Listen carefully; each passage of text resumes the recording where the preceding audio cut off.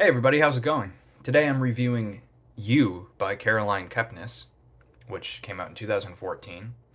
I don't remember who the publishing house was, but this is a book about a stalker, and the show was made into a TV show, I believe, on Netflix, which I have not seen yet. Um, Let me give you a quick non-spoiler review if that's what you're here for. Do I recommend this? I do, with a caveat.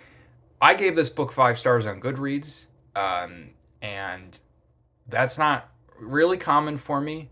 I'm not one of those people that doesn't ever give anything 5 stars. Like, oh, I only give it to masterpieces, because I always feel, and this is just my way it works in my head.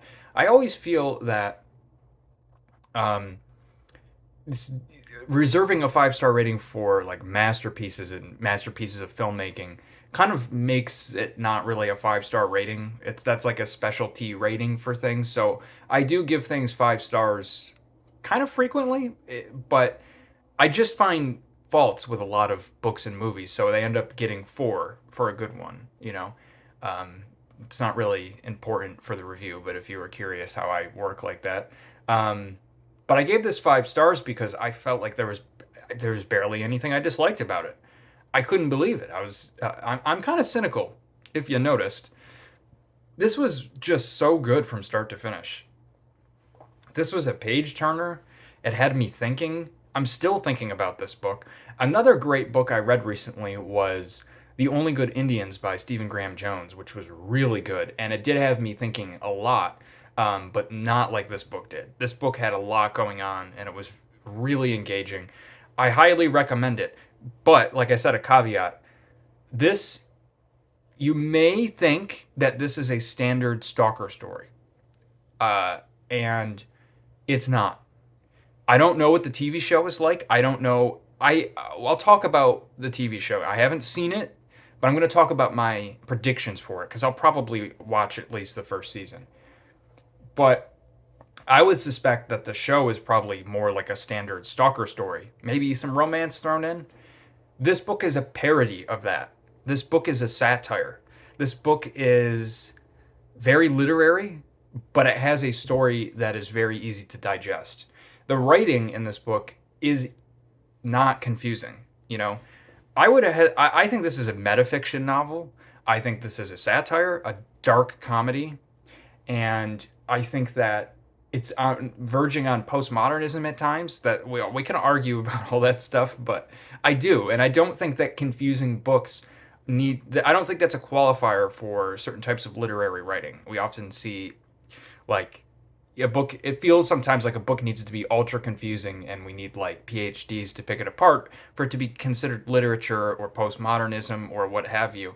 And I don't think that's always the case, and especially with a book like this that is really not that hard to understand. The writing style, though, is not standard writing. And that is where I think some people that are expecting a standard stalker story might not, this book might not gel with them. That's okay, but I just want to tell you that this is kind of not really, if that's what you think it is, it's really not like that. That being said, the story is great, and that's one of the things I liked about this book was that it's way bigger than the story, and it's really not about the story, as is often the case in these kind of books, but the story was great. I mean, it was really good. So there's something for everybody in here. It might not, though, be a total complete package for you, like it was for me. I don't know. That's what I can say. Let's do these spoilers real quick. I'll try to be quick, but I do have a lot to say. Um, I highly recommend this. This was really good. This is the case of don't judge a book by its cover. Because I knew about the show. I don't know too, I didn't really know a lot. It's not like I was spoiled by this. I didn't know what the main character's name is or anything. I had just heard about it from people, and I knew it was about a stalker. And a lot of what I heard was like, oh, it's crazy, it's this stalker guy, he's crazy, and it really makes you think about your privacy and going online and stuff. And I thought, okay, it's going to be like that. And I had seen it around. I've seen the thumbnail on Netflix, and then I did see the thumbnail on like my ebook store. And the thumbnail, the cover for this book, I should say, I'm reading on an e-reader, so I tend to call them thumbnails sometimes. um, is the tie-in cover for the Netflix show. So when I saw that, I just judged a book by its cover, and I thought this is romance or young adult, or I don't. This is not for me. And then a YouTuber who is also an author who I watch all the time, who I really respect, um, great channel, Edward Lauren. I should just say his name. Great channel of an indie author. I think he's indie. Excuse me if he's not, but who writes horror and things like that. But great channel. But this was one of his like top 5 books ever. I thought, whoa, okay. Not that I'm gonna like everything he likes, but I thought I'm gonna check it out. And then one of my friends recommended it. She saw the TV show and read the book. Said, yeah, check it out. You might not like it, but check it out. I thought, all right, that 2 for 2. Let's do it. And I was pretty much hooked right away. And this, it always tie-in covers always annoy me. I don't know about you. Let me know in the comments if tie-in covers annoy you. I'm actually curious. I'm not just asking for the engagement. I'm curious. I know people probably don't, but I hate tie-in covers, man. We'll get into it, but I'm going to just tell you because it's spoilers, but the tie-in cover makes this look like a romance novel, like a steamy kind of thing. And it's so much not that. And not only that, but like the woman who plays Beck, the secondary main character, has blonde hair on the cover, but in the book is described as having brown hair. And it's just one of those things that just irks me. So I'm glad I got past that, but I would like a copy of the hardcover. I don't really read, physical books anymore, but I don't know. This book was so great. I'd like to have a copy of that hardcover.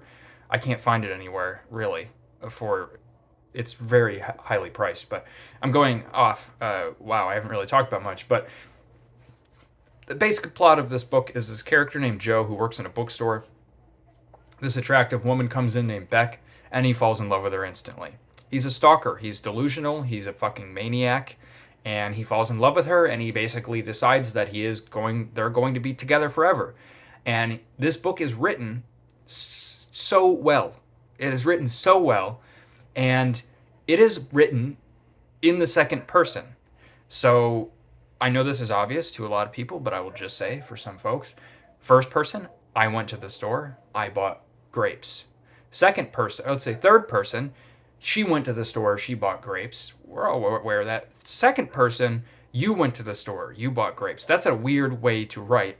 And as a matter of fact, a lot of people detest that kind of writing, and a lot of people will say, don't write your book like that. That's a no-no. Don't write your books like that. And she did it and did it so well. And not only that, but it switches between that and first person. This book is told through Joe's point of view as our narrator, and it switches between those so seamlessly that it never felt awkward. The writing style in this, doing that, is genius, really. It is done so well that even from the very beginning of the book, I had no adjustment period to that style of writing. I don't think I've ever read a book in the second person, but now I want to read more because it was just fascinating to read.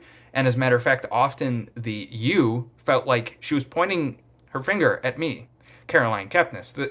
Going into the point that this book is metafiction, in my opinion, a lot of the jokes are like wink wink. Like most of the humor in this book is like wink wink.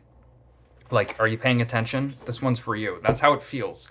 But a lot of the jokes and stuff are about writing. I think this is a book about writing, authors, and reading.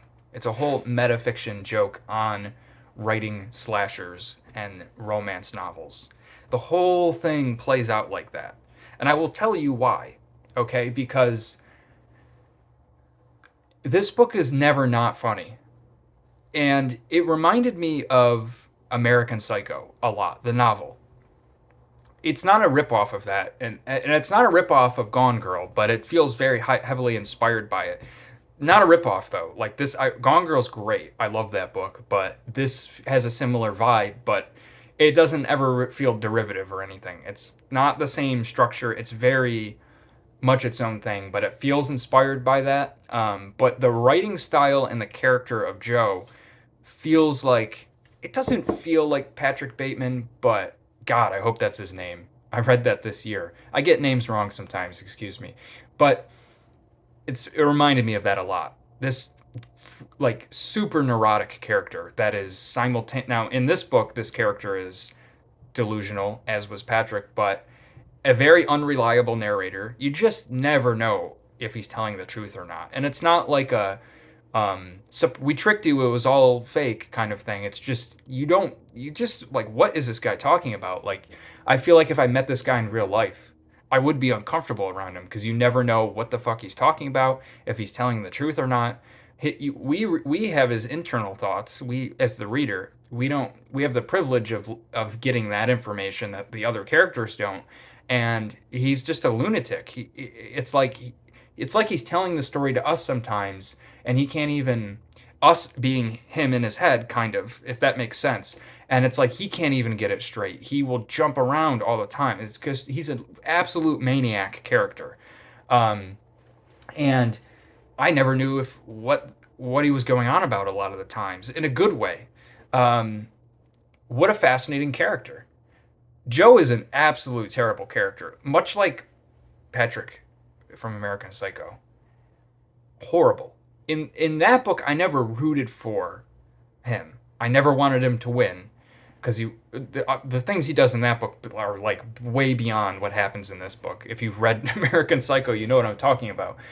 There's a lot of references to that book in this book. As a matter of fact, the scene you're probably thinking of from the novel is referenced in this book. And it's never like too on the nose. It's always really funny. But I'm like, I don't like this guy, but I'm fascinated by him. I can't stop reading about him and what he's going through.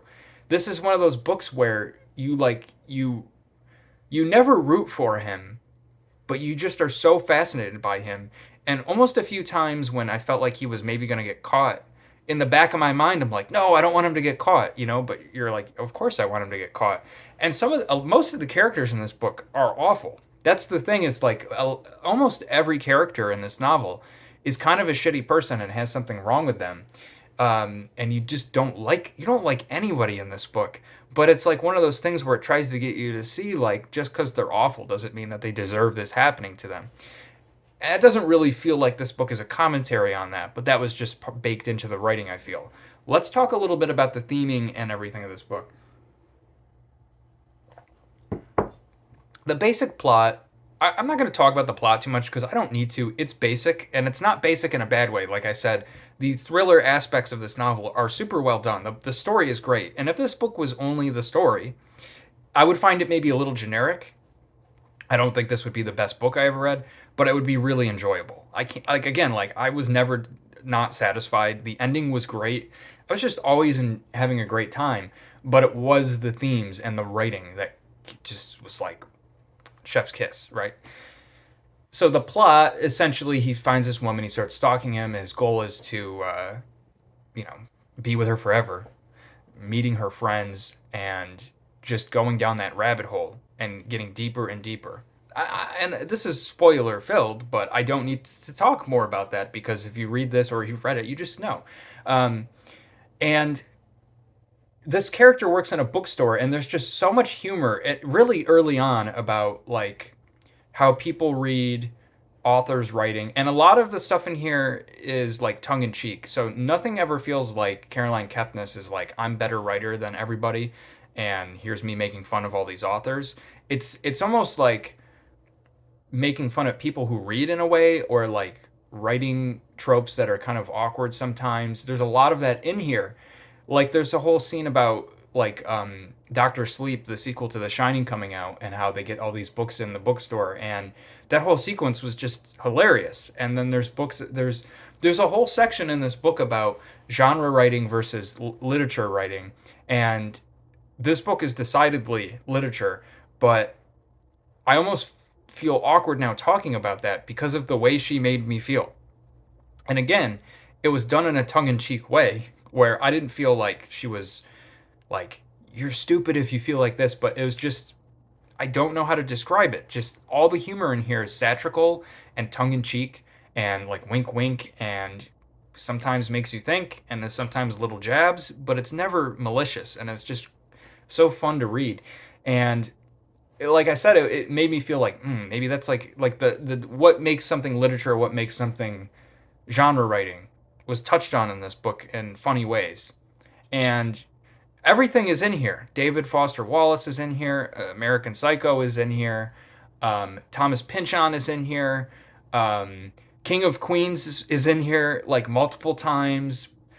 Taylor Swift. I mean, think of anything and it's in here and it's made fun of a little bit. You know what I mean? It's so funny. That's why I can't see this as being a serious novel, even though the writing is really good, the story's great. This book was like almost always funny. And anytime that there was something where we were getting away from the more this book, the one thing I will say, like I said at the beginning, I didn't want to get too much into the writing style in here. For me, was perfect. Like I love this kind of writing, but I actually saw some reviews of this where people were like saying the book was poorly written because Joe, as a narrator, speaks in run-on sentences often. Now, not all the time. Like this isn't like Requiem for a Dream or something like that, where it's like just walls of text that are just like rambling, incoherent thoughts. Not incoherent, but just stream of consciousness. That book, if you've ever read it, has like no punctuation. It's very hard to read. That's not like this in here, but there are long paragraphs that have no periods in them, run on sentences. Joe will ramble, and he will often change his thoughts in the middle of a sentence. And that just, to me, that wasn't hard to read. I didn't find that confusing to read, and I preferred it like that. It gave me a better sense of his sort of thought process. And honestly, like it's not written like that all the time. There's a lot of times, if you notice, like often when he's with people and trying to be normal, he does not talk like that. You only really see that when we get into his head. You know what he's really like, how he has these kind of thoughts, and he's, like I said, is an absolute maniac of a person. And at the same time, which I found interesting in comparing this to American Psycho a little bit, in this book, yes, he is delusional. Yes, he is stuck up. But he's also very insecure about many things, which you don't really get too much from Patrick. In this book, he's highly insecure, and sometimes that comes across in his writing. And there's like this book club's questions at the end, which some of them were softball questions, but some of them were interesting. One of them was like, do you think that the writing style in here for his internal thoughts had something to do mirror with his schooling because he never went to school? And I thought about that, and I thought there might be some truth to that because that's not a huge point of this book. Like it's not something that is talked about often, but he does feel a touch insecure around people about this because the people that he's dealing with are rich not famous, but really rich people. Like a lot of the people that he's into are really rich. I mean, if this is the spoiler section, you've probably read this, but I found it fascinating that, and I get that's the point. It's the irony that he was obsessed with this woman who wasn't even a good woman, and like the point, of course, is that she still doesn't deserve this at all, of course, but it's like he does find a woman who's kind of cool in the book, and he's not interested in her.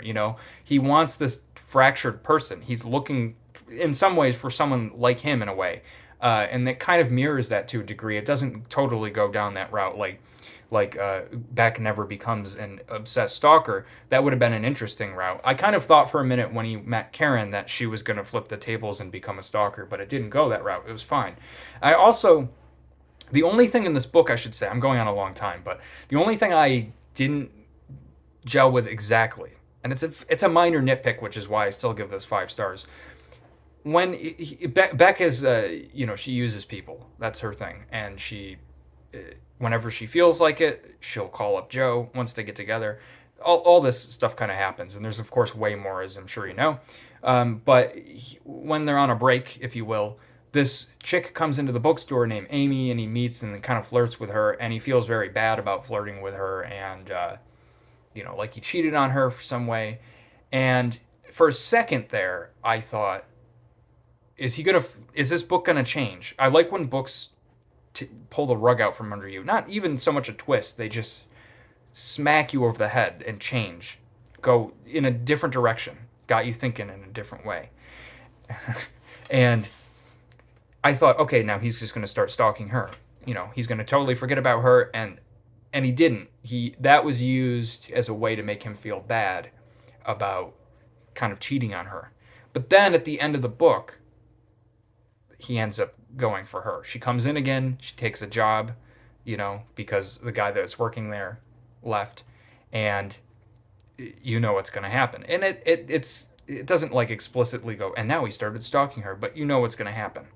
And I thought that was a great ending to the book. And big spoilers, obviously, but the fact that he killed her, killed Beck, I know that's grotesque to say, but I this book's dark. Like we don't, no one want like this isn't happy.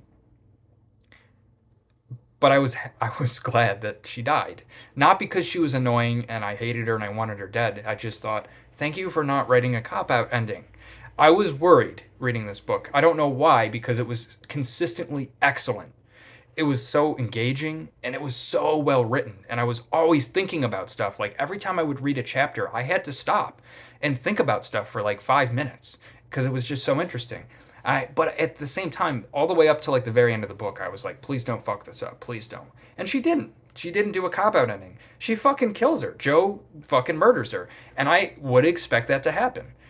This is what he does, and he talks about that earlier in the book. I mean, he brings up another girl he did this to. He doesn't tell you the details of what happens, but he tells you that he like drowned a woman that he was stalking, and you're like, okay, so yeah, like this is what he does, and now he's on to the next one, and he's probably going to do that to the next girl. Now there is a sequel to this, and I'm worried about reading it. Her writing is superb, and I can't see her writing getting worse in the next book, but maybe the story. Because this book just seems to me like a book that does not need a sequel. This is a very good contained story, and I do not feel it needs a sequel.